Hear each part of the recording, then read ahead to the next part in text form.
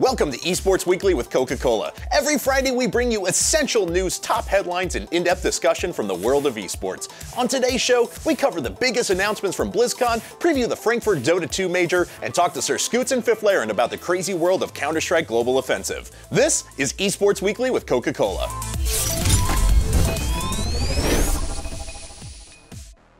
What's up, everyone? Welcome to Esports Weekly with Coca-Cola. As always, let's recap the week's news with a refresh. SOS was crowned the StarCraft 2 World Champion after defeating Life 4-3 in an intense 7-game set at the WCS Championship at Blizzcon. SOS ended up winning $100,000 in his second WCS Champion title, the first repeat Blizzcon champion in StarCraft history. This matchup actually featured two prior WCS champions, as SOS previously won in 2013 and Life in 2014. Life played extremely aggressively throughout the series, but SOS's defensive play barely won out in the end. Blizzard is expected to make announcements for the 2016 SE2 WCS soon. Osaka won the Hearthstone World Championship at BlizzCon 3-0 over Hotform, claiming $100,000 for first place. He defeated tournament favorite Tice 3-2 in the semifinals in what Amaz called the Series of the Year, narrowly avoiding a comeback victory by Tice. In an interview with us, Osaka called it the closest match he's ever played and said that he maybe had a slight advantage due to his deck choices. Cloud9 became the first Heroes of the Storm World Champions after defeating a surprisingly strong Team Dignitas 3-0 in the finals at BlizzCon. Cloud9 only dropped one game en route to their $200,000 first place prize. This caps the end of an incredibly dominant second half of the year for the team. They started 2015 as heavy underdogs to Tempo Storm, a squad that really has been underperforming as of late. And finally, in non-BlizzCon news, Alliance Armada won the Smash Summit last weekend and took home the largest Super Smash Bros. Melee prize pool of all time, winning $11,525. He knocked out Cloud9 Mango in the finals before Mango had a chance to reset the bracket with the series win, but it was close. Mango's Falco, considered very weak against Armada's Peach on paper, still managed to get within one hit on the last stock of the last game in the set. The event was viewed very positively by the community, and behind the summits, David Gorman tweeted out, "Gotta say, we've done 3 Dota 2 summits and Smash Summit blew them all away." That's all for this week's refresh. As always, hit us up on Twitter with the hashtag Esports Weekly to let us know what you thought of this week's esports news. And we're going to be headed to IEM San Jose to cover the event, so jump on Twitter and let us know what you want to see us cover there. Hey everyone, I'm Kevin Naki, joined alongside by this week's special guest host, Alex Golden Boy Mendez. Now, Esports Weekly was at BlizzCon over the weekend in Anaheim. Amazing show. There was a lot of huge competitions and announcements. Now, of course, I'm sure all of you out there would have loved to have had a taste of what it was like to be at BlizzCon. So we made a nice little video for you recapping what that was like. Check it out. What's up, everyone? Kevin Naki here for Esports Weekly with Coca-Cola, and we are at BlizzCon all weekend long, and there's a lot of big esports news that we want to talk about.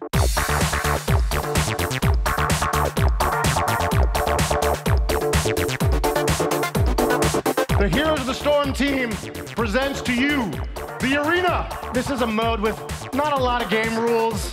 You're going to be given 3 randomly selected heroes to choose from. You're going to choose a single hero, a single heroic ability, and jump right into battle on a small, dangerous, single objective battleground. So if you like exploration and danger and ruined temples and a bunch of awesome new cards, you are going to like this. So obviously there was a brand new expansion, a new adventure that was just announced by Blizzard. How do you think they're going to play out? We know it's going to be an adventure, so a little bit smaller than the main set. Seems like they have a very interesting mechanic. They give the player more choices, and depending on the situation, they need to choose the best one for every game. Initial reactions is I'm really excited. There's a lot of cards I feel like are completely different than the type that we have right now. There's a new mechanic called Discovery and lots of RNG-ish type of cards. I mean, there's no other way to describe it, and that's always exciting. The randomness brings in a little more interest to the casual player, and it's also making it more strategic for the advanced player.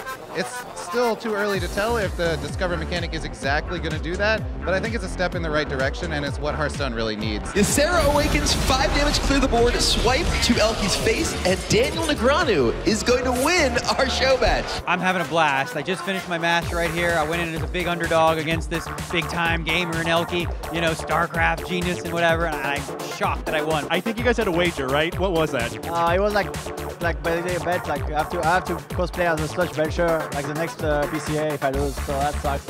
That sucks. I cannot wait for that. I'm going to tune in for the coverage just for that.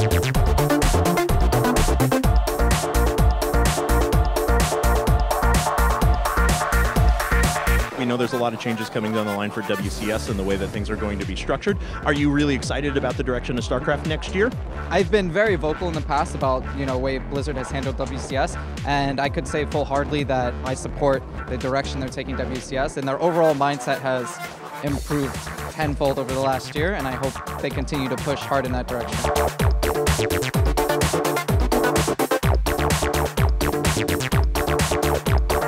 What is your favorite esports moment of all time? Back at BlizzCon 2013, where Jaedong beat Deer in the semifinals of BlizzCon. WCS Toronto, those finals, tempo up on stage, singing "Thank You Day 9" to Day 9.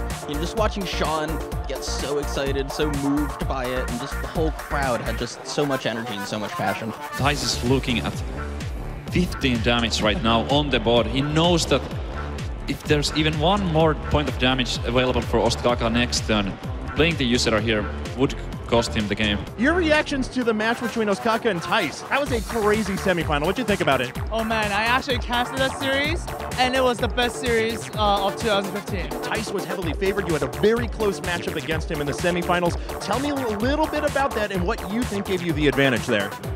I think that Thijs was probably like the closest series I've ever played in Hearthstone, the semifinals here. He's an amazing player, of course. I think probably the best, maybe after me. We're pretty close. Well, you've got Team DK here in a bit. How you feeling about that? We're feeling good going into this match. We're ready for it. Probably 50% on the core, 20%. They're falling low, but they're so Heroes of the Storm, world champions defeating Team Dingaton 3-0 in a massively well-played game. GG! My last question then is your one bold prediction for 2016 in all of esports. What do you think is going to be the one big story? Media and TV. Blizzard have been working with ESPN. Turner's just announced their CSGO league. So we just had a few media companies come in when everybody else wakes up, and I don't think it will be that far. Esports is going to look very bright for professional players of the future. Of course, we asked all of you on social media at the hashtag Esports Weekly to let us know the announcement you're most excited about from BlizzCon. And to be honest, I'm kind of surprised the vast majority of people that responded to me said Cho'Gall, of all things. Of all the announcements at BlizzCon, Cho'Gall was the one thing that they were excited about. And I think it's really cool, don't get me wrong. I mean, it requires 2 people to play him, for God's sake. Yeah. It looks awesome.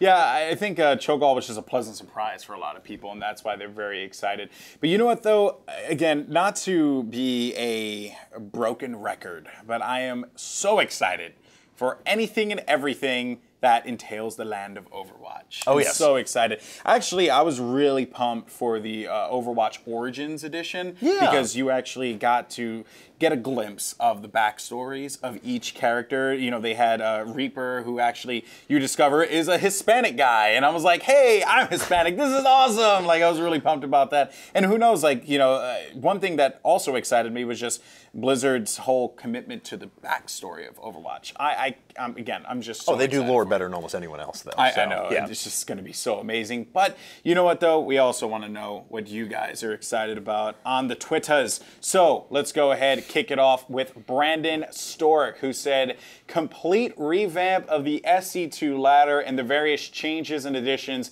coming to Legacy, such as covert ops. That actually was a pleasant surprise at BlizzCon. Yeah, we didn't get a lot of esports announcements out of StarCraft 2, but we did find out about these cool new missions that they're going to be adding on into Legacy of the Void. Then we had also Bobo Meloshia 18 say, Tracer in Blizz Heroes, hashtag accent for days. That's right. We knew Overwatch Heroes were going to be coming to Heroes of the Storm eventually, right? So it's cool to see that one first. I mean, she kind of is the iconic hero of Overwatch already. All right.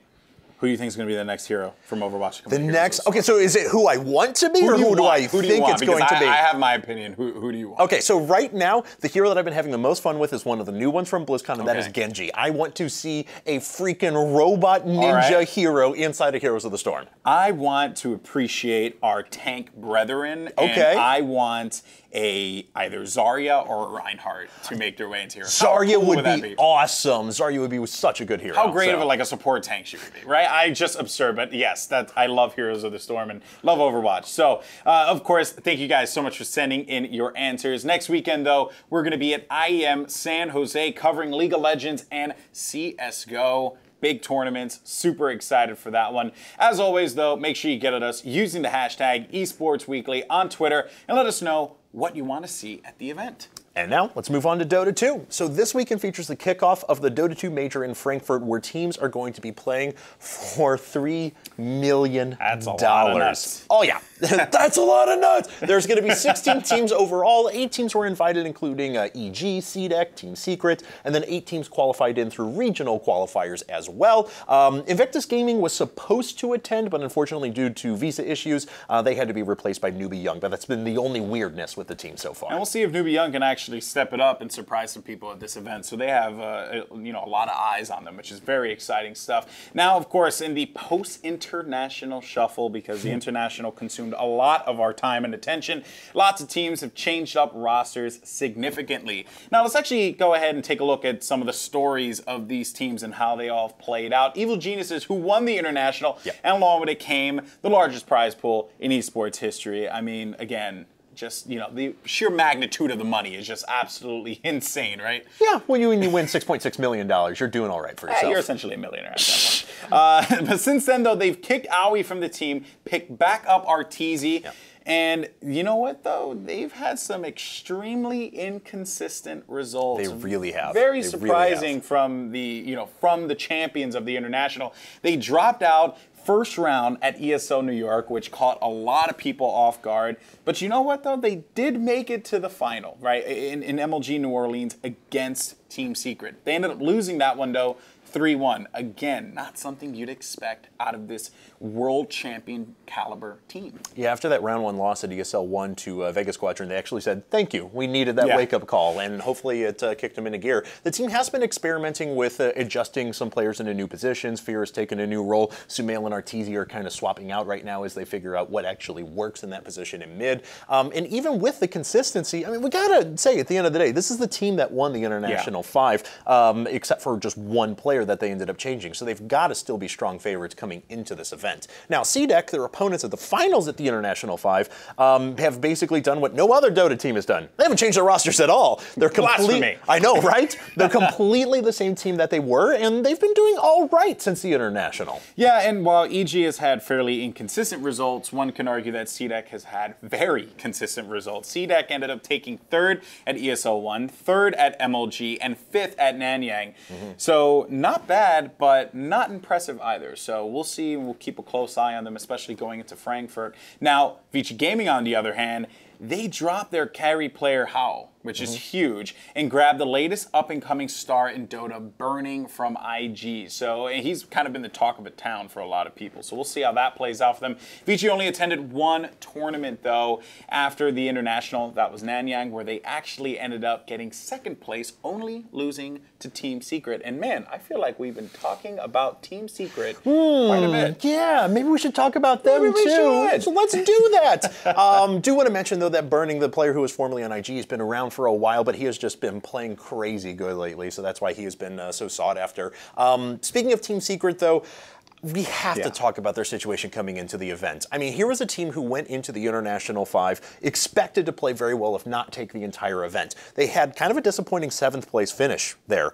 So they basically scrapped their entire team, only keeping Puppy. They actually ended up shedding Arteezy, Zai Kuroki, and S4. They added 3 players from the old Cloud9 roster. They added 1 player from the 4CL roster, and so they're completely new now. And they have been crushing it! They have been crushing it! They took home the gold at both the MLG World Championships and also the Nanyang Championships too.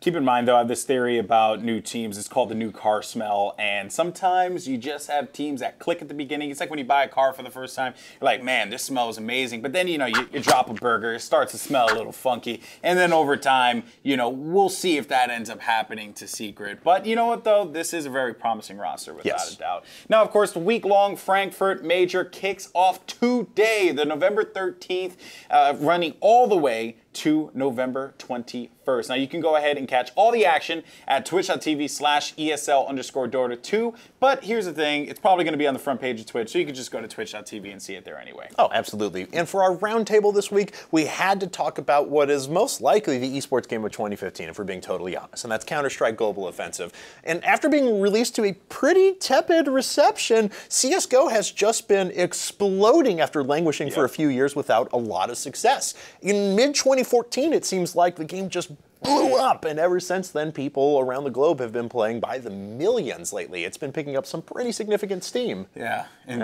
it's pretty... I'm so funny. Anyway, Valve has been continually updating and adding features to the game, and the results really speak for themselves. And we sat down with Sir Scoots, former founder of GotFrag, esports luminary, overall great guy, and Fifflaren, former pro player with one of the most legendary win streaks of all time, to talk about the future of CSGO. Here's a bit of the best conversation we had. Why are we talking about CSGO? I honestly believe that this is the elephant in the room for esports this year. The scene has undergone one of the most dramatic transformations of any game that I've personally witnessed. So let's start right off the bat with that. Why? Why has CSGO become so freaking popular, especially after it had such a tepid release? Skins. Yeah, I think. Is it that simple? All right, guys, is it that simple? Wrap it up. When you have a game that has been around for so long, 10 plus years, you need to find a way to reinvent yourself. And when you give the people something, you have to buy the game, but you also have to buy something you can customize, and you can do so much more with it. And on top of that, I'm going to give credit to the devs as well, because they have been really helpful in just really trying to make the game better. Well, okay, so you've started on the first 2 points that I wanted to bring up, because that's exactly what I've seen as someone who's a little bit of an outsider to this scene. I saw that Valve had incredible dev support. I mean, we've talked about this on a couple of episodes before, but like, kids were basically like, I want to, if I've participated in a DreamHack qualifier once and I finished 32nd place, I want that to be on my profile. And Valve was like, okay, sure, yeah, it's there. So they've done a really good job of responding to the community. But the big part of this game is the skins and the betting and the things that are involved in this scene that aren't just purely the gameplay. And what do you think has actually had a stronger effect on the scene? Well, I think he makes a very valid point with the skins and the microtransactions and the cosmetics, but I think you do have to pull it back a little bit. The game itself came out in 1999, the first version, so very, very old game. A couple different versions come out over the years, but none as popular as the core game. And then they all kind of went away. 2010, 2011, Source has some tournaments, 1.6 has some tournaments, but really it is going the way of Quake in the esports world, right? So, but meanwhile, all these other new games are growing a brand new fan base. StarCraft 2 comes out, Twitch, Justin TV, the streaming world blows up. Then people that maybe had heard about Counter-Strike are never going to go download 1.6. They're never going to buy Source, but the new version comes out. So I think it grabs some of the old people back. It definitely grabs a whole bunch of new people. And so people got to try this. What is this Counter-Strike? I've heard about it forever, so they get to check it out. Again, when it first came out, those of us that had played it a lot, whether you were Source or 1.6, we were like, oh, no, this is not what either of us want, basically. But to Valve's credit, they listened to a lot of feedback. They cranked out a lot of game changes, and within that, they added the skin system and the marketplace and all that. I think that took it from a popular game to because it was going to be a popular esport again. There's no doubt about it with streaming and everything. But I think the casual market got way more excited about playing it, let alone then maybe involved in the skins and the bettings and the drops and all that for esports. So I think all of that has blown this thing up. That's all the time we have for this week's episode. Catch the extended roundtable on IGN later next week. Esports Weekly with Coca-Cola returns on Friday with an update of the League of Legends offseason and what we can expect for 2016. As always, hit us up on Twitter by hashtagging Esports Weekly and let us know what you thought of the show and what you want to see us cover at IEM San Jose. We'll see you next week.